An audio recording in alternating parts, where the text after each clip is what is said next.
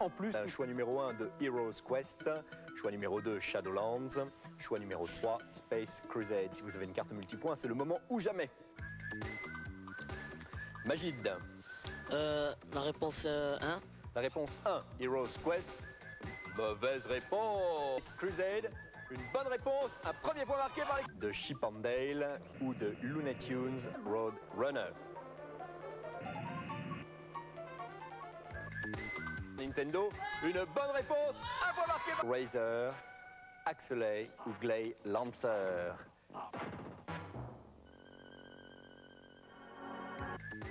Gide. Actraiser. Actraiser de Enix. Jungle Book de Sega sur Game Gear est l'adaptation micro d'un des plus beaux dessins animés de Walt Disney, le livre de la jungle. On y retrouve bien entendu tous les personnages du film, dont l'adorable Mowgli, que vous allez devoir diriger à travers une jungle remplie de dangers. Pour vous sortir vivant de cet enfer vert, vous devrez utiliser les différents éléments du décor et vous livrer à des acrobaties souvent très spectaculaires. Mowgli n'hésitera pas à jouer les Tarzans pour franchir les précipices les plus spectaculaires et il utilisera des bananes pour se débarrasser de ses adversaires les plus gênants.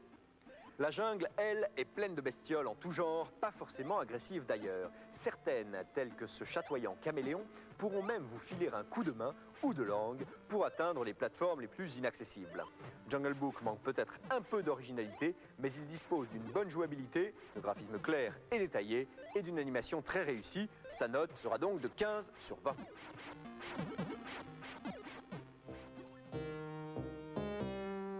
Le héros de Innocent Until Caught de Psygnosis sur PC démarre très mal son aventure. Capturé par les services des impôts pour fraude fiscale comme le premier présentateur de télévision venu, il est dépouillé de tous ses biens et jeté à la rue. Il ne dispose que de 28 jours pour rembourser l'argent qu'il doit, faute de quoi les services fiscaux s'empareront de ses organes vitaux pour les revendre. C'est absolument dégoûtant, je suis d'accord. Notre ami va donc devoir se démener pour trouver de l'argent dans un monde futuriste glauque et violent, où règne bien sûr la loi du plus fort.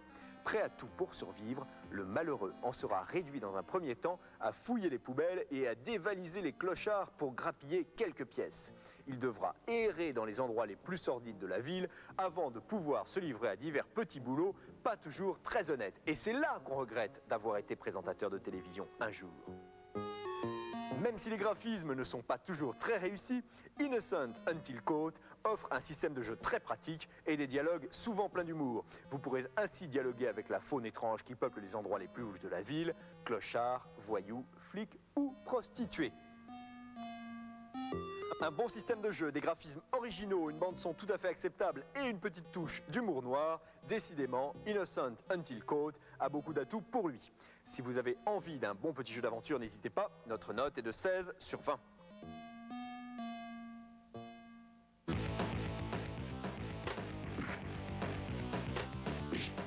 Décidément, les joyeux crapauds de Battletoads sont partout et les voilà qui arrivent triomphalement sur la Super Nintendo avec Battletoads in Battle Maniac, un jeu de Trade West. On aura rarement vu un jeu d'action aussi soigné. Tout, de la musique au décor en passant par la jouabilité, est quasiment parfait. Les programmeurs ont repris les séquences de la version originale en les améliorant nettement à l'aide de petits détails. Les cordes qui permettaient de descendre dans des puits en rappel ont ainsi été transformées en plateformes volantes beaucoup plus maniables. Les sprites des personnages sont énormes et les animations sont souvent pleines d'humour. Admirez la réaction de nos amis devant ce terrifiant monstre de fin de niveau. Battletoads, c'est évident, est avant tout un jeu de castagne, mais les séquences sont incroyablement variées et vous vous retrouverez par moments en train de faire du surf ou du motojet dans des grottes garnies d'obstacles divers. Bref, Battletoads in Battle Maniacs est une cartouche à ne pas rater, d'autant qu'il est possible de jouer à deux simultanément. Notre note triomphale, 18 sur 20.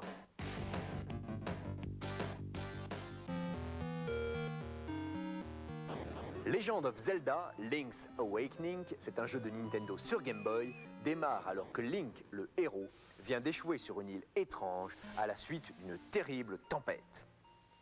Pour pouvoir rentrer chez lui, Notre ami devra partir à la recherche de 8 instruments qu'il lui faudra ensuite apporter à l'œuf sacré qui trône au sommet de la montagne du centre de l'île. Même si les séquences de combat sont nombreuses, Legend of Zelda est avant tout un gigantesque jeu d'aventure dans lequel vous devrez explorer de vastes territoires. Au fil de l'aventure, vous pourrez acheter divers objets et améliorer les caractéristiques de votre personnage. Le dialogue tient également une grande place dans le jeu et, bonne nouvelle, les textes seront entièrement traduits en français. Legend of Zelda est sans doute le jeu qui a fait la réputation de la NES et c'est un vrai plaisir que de voir débarquer la saga sur Game Boy où les jeux dotés d'une grande profondeur se font plutôt rares. Notre note, 18 sur 20.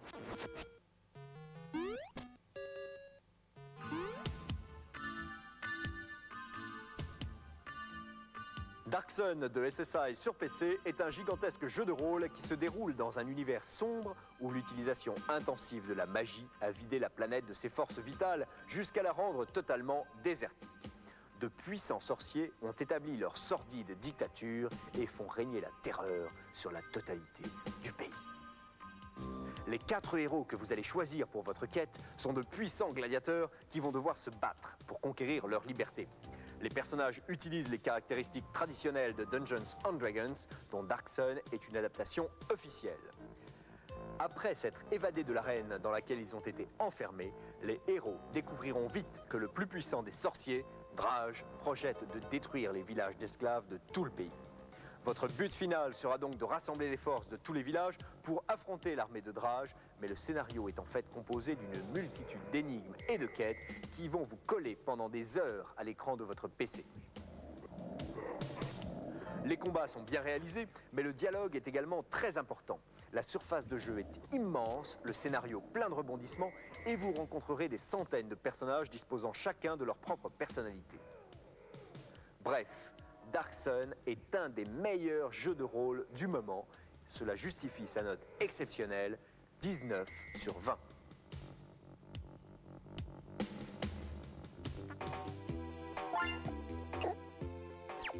Quack de Team 17 sur Amiga est un petit jeu de plateforme sans prétention. Et pourtant, toute l'équipe de Microkids a craqué pour lui.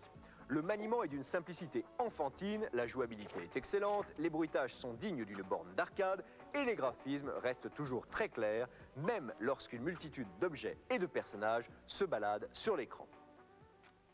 Mais ce qui fait tout le charme de Quack, c'est qu'il est possible d'y jouer à deux simultanément.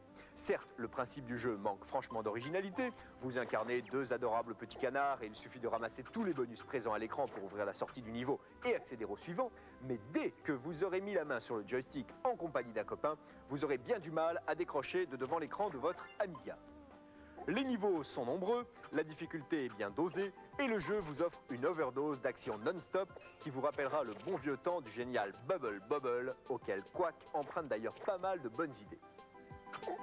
Bref, Quack n'est peut-être pas un chef-d'œuvre impérissable, mais rien ne vaut le plaisir de rigoler un bon coup entre copains, d'où notre note coup de cœur, 16 sur 20. Si vous êtes un vrai passionné de Microkids, un fidèle, vous vous souvenez très certainement de Martin, le créateur de DID. DID, c'est une société anglaise, Digital Image Design, et Martin était déjà venu nous présenter des jeux dont Epic et Epic 2. Aujourd'hui, il est là pour nous parler de TFX. Hello Martin. Qu'est-ce que TFX? TFX signifie Tactical Fighter Experiments. C'est un simulateur de vol inspiré des avions de la Force de réponse rapide des Nations Unies. Il est différent d'un simulateur de vol classique. En quoi? Il offre 5 millions de kilomètres carrés de terrain, des centaines de missions. Le jeu est aussi réaliste que Falcon 3 ou Tornado, aussi beau que Strike Commander.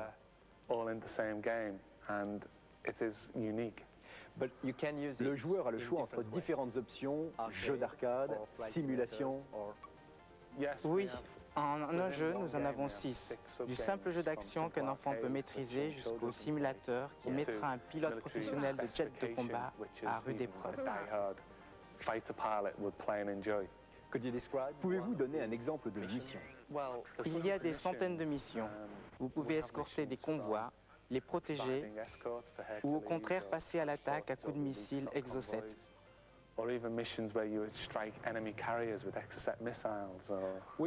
Quelle est votre mission favorite?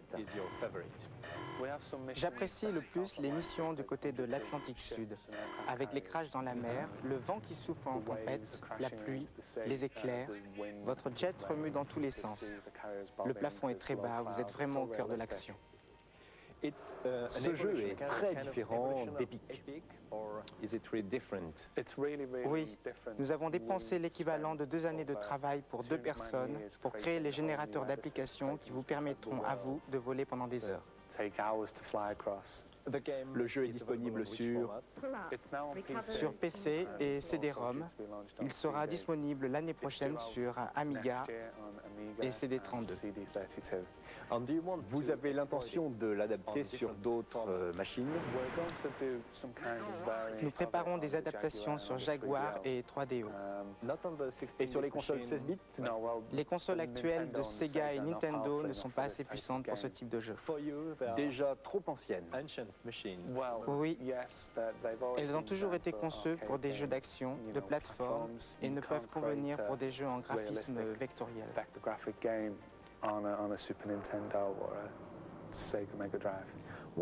À quoi ressembleront les jeux de demain? Très haute résolution, son Dolby Stereo, film interactif. Les gens seront comme ils sont chez eux, tranquillement assis en regardant la télé. Ils regarderont Top Gun, mais cette fois, ce sont eux qui seront aux commandes. Vous travaillez sur ce type de projet? Ces jeux fonctionneront sur les nouvelles consoles qui arrivent. Nous espérons atteindre ce niveau de réalisme dans les toutes prochaines années.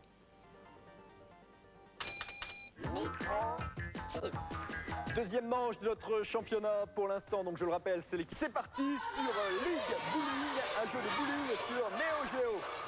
Khalid est à gauche sur votre écran, Michel à droite sur votre écran, les scores s'affichent en haut de l'écran. Pour l'instant, pas de performance éblouissante, pas de strike ni de spare, donc un score assez modeste, 9-8. Est-ce que les candidats vont pouvoir faire mieux? Oui, voilà un strike réalisé par Michel, qui marque donc un nombre de points impressionnant, tandis que Khalid, lui, va tenter le spare et le réussir. Une troisième boule va être lancée et c'est presque un strike du côté de Michel qui va remporter la victoire. Les candidats, c'est cette dernière boule qui va décider de la victoire et le score final est de 409 à 508. C'est donc l'équipe de Michel et de Christophe qui remporte la deuxième manche. Égalité entre les deux équipes. Sur Mega Drive, quel est le nom de votre principal ennemi? S'agit-il de Jafar, Algar ou Is No Good? Michel? Jafar. Jafar. Une bonne réponse et la victoire qui va à Christophe et à Michel. Vous choisissez un numéro très fort sur Game Boy. Super Mario Land 2 de Nintendo reste à sa première place. En numéro 2, Mortal Kombat de Acclaim qui rentre donc en seconde position et qui chasse Prince of Persia. Numéro 3, toujours Astérix d'Infogrames. Et enfin sur PC, très peu de changements. Day of the Tentacle de LucasArts reste décidément accroché à sa première place. Numéro 2, X-Wing, toujours de LucasArts. Et enfin, numéro 3, Strike Commander de Origin qui entre et chasse Alone in the Dark. Espérons que Alone in the Dark 2 fera mieux.